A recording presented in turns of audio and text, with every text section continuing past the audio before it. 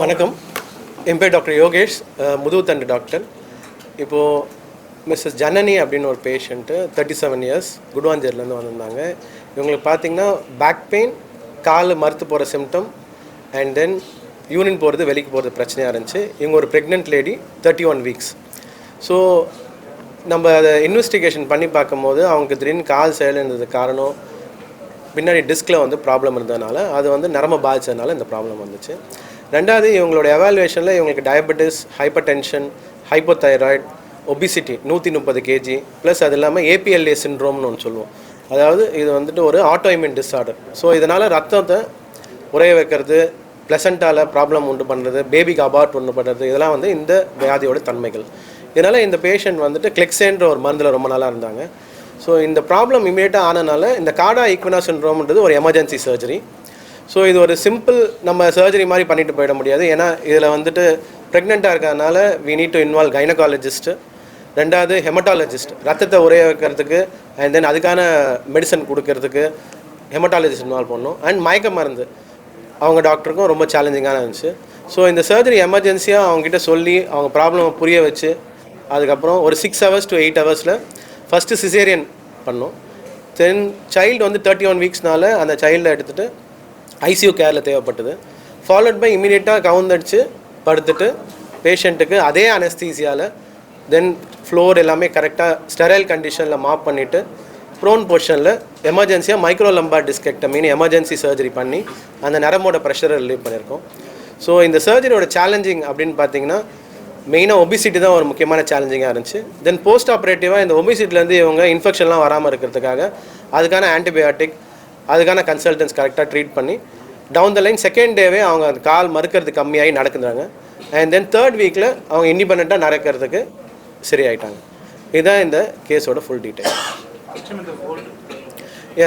இந்த கேஸ் வந்து பார்த்திங்கன்னா சர்ஜரி சினாரியோன்றதோட காம்ப்ளிகேஷனோட சினாரியோ. இந்த APLA syndrome, diabetes, hyper tension, hypothyroid plus obesity 130 kgன்ற சினாரியோ வந்து அவ்வளோ சீக்கிரம் அமையாது. அண்ட் ஏபிஎல்ஏனால இந்த 2 சர்ஜரியும் பேக் டு பேக் எமர்ஜென்சியாக பண்ணுறதுன்றது நாங்கள் ஃபஸ்ட்டு இது வந்துட்டு காம்ப்ளிகேஷன் வைஸ் திங்க் பண்ணோம், பேஷண்ட் கேர் வைஸ் திங்க் பண்ணனால நிறைய யோசிக்கலை. பட் எவ்ரிதிங் அவுட்கம் வெளியே வந்த பேர் தான் லிட்ரேச்சர்லாம் எடுத்து பார்க்கும்போது இந்த மாதிரி கேஸ் எதுவும் வேர்ல்டில் காம்பினேஷன் அமையலை, இது ஃபஸ்ட் டைமாக பண்ணியிருக்கோம் அப்படின்றது வந்து தெரிய ஆரம்பிச்சு. So the reason for the successful thing is only the hospital coordinary care. ஹாஸ்பிட்டலோட ஃபெசிலிட்டி சார் நம்பர் 1. ஏன்னா எல்லா ஃபெசிலிட்டியும் நாங்கள் கேட்கறதுலாம் கிடச்சிது. ரெண்டாவது அதுக்கேற்ற மாதிரி எல்லா சீனியர் கன்சல்டன்ஸும் அன்றைக்கி பேக்கப் தான் இருந்தாங்க சார். ஸோ மகப்பேரில் டாக்டர் வித்யலக்ஷ்மி, அண்ட் தென் ஹெமட்டாலஜியில் டாக்டர் அபிநயா, அண்ட் தென் அனஸ்தீசியாவில் டாக்டர் ஷண்மதி. ஸோ இவங்க எல்லாமே கோஆர்டினேட்டராக இருந்ததுனால it is easy for as.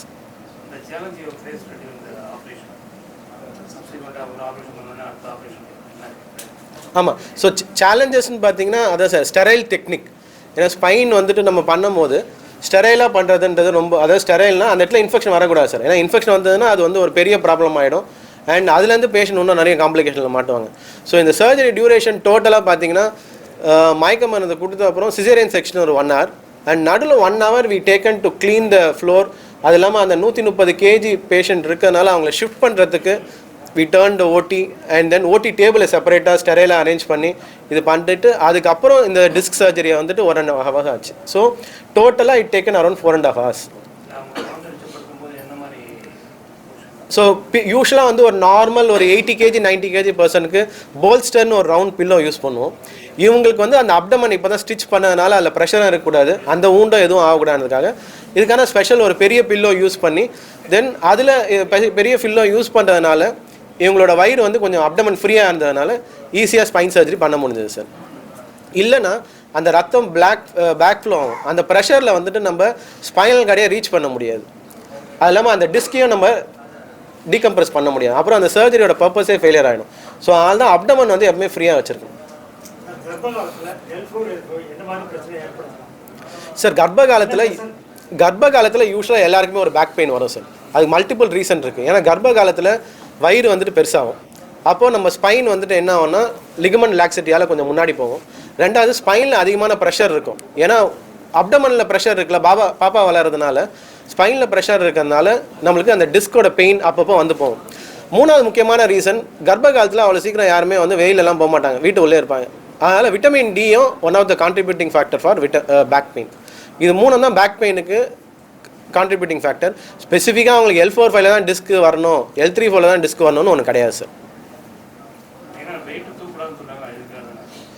So wait ப்ரெக்னென்சியில் தூக்கக்கூடாதுன்றதுக்கு வந்துட்டு மெயினாக இந்த மாதிரி ஃபேக்டர்ஸ், ஏன்னா ப்ரெஷரை இன்க்ரீஸ் பண்ணும், அது இல்லாமல் வந்துட்டு வளர்கிற தன்மையை இன்க்ரீஸ் பண்ணும், ப்ளஸ் பின்னாடி பேக்கில் ப்ரெஷர் இன்க்ரீஸ் பண்ணும். இதுதான் வெயிட் தூக்கிறது வந்து ஒரு முறை இருக்குது சார். முட்டியை மடிச்சுட்டு தூக்குனா கொஞ்சம் அதில் ப்ரெஷர் குறையும். நம்ம அப்படியே பெண்ட் பண்ணி தூக்கிறதுனால தான் ப்ரெஷர் அதிகமாகும்.